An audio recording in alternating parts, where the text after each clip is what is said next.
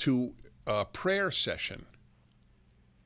And so I specifically said Bible class because Bible is Judeo-Christian. Prayer could be any religion. So he said, oh, well, what if you're a Jew and it's a bunch of Muslim fundamentalists? So that's how he got around my challenge. Isn't that interesting? Well, what's interesting is he's dishonest. It's called lying and being dishonest. And if in order to make your case you have to lie or be dishonest, you have no case. Listen, in this book, Is Atheism Dead? I did not expect to get where I got with regard to the new atheist. But I'm telling you, hearing that, it only confirms what I discovered, that when it really comes to being honest, they have such an animus against the God of the Bible, particularly, that they will just say anything. It really is disheartening because these are very intelligent people, but when it came to this stuff, it's just awful. It's like Freud. He might be a genius in psychoanalysis, but when you write about Moses and monotheism, you stink. So I mean, as I say, most of the book is science and archaeology. I mean, for example, I got to ask you, did you even know that they had discovered biblical Sodom? Everywhere I ask people, nobody's even heard of this. And I said, this is one of the most astonishing biblical discoveries in the history of the world, and nobody seems to know about it. Well, I had a vague notion of it, but you know a lot more. So tell us why that means a lot to you.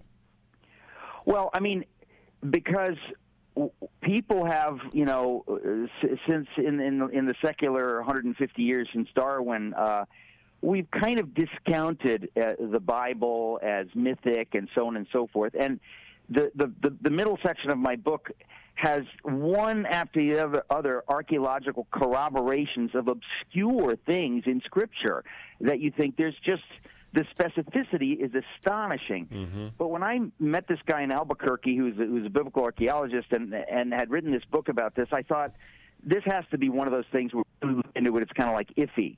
It is the antithesis of iffy. There was an article published recently, a month ago, in Nature magazine, one of the premier academic peer-reviewed journals in the world. 21 scientists participated in the analysis, and they basically say, well, they can't say he discovered biblical Sodom, but they refer to it. They say that the exact description in the Scripture, the first couple of pages of Genesis, right, 1,700 years ago, is corroborated in what happened in this place in what is now Jordan. In fact, something extremely similar happened in 1908 in Tunguska, Siberia. You probably know about that.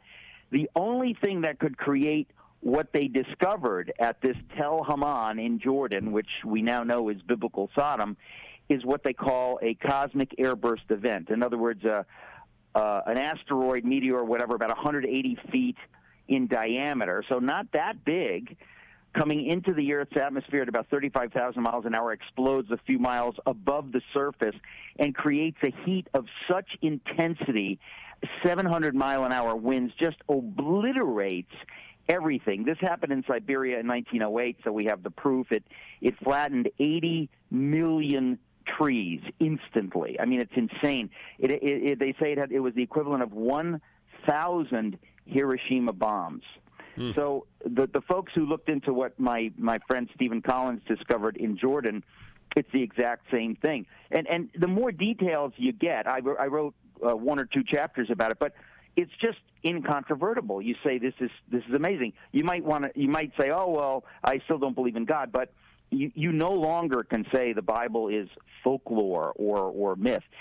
Over and over again, there are details upon details upon details. I think the larger issue that I'm writing about in the book, when I mention 1966 in the Time magazine article that they asked, is God dead? It presupposes hostility between science and faith.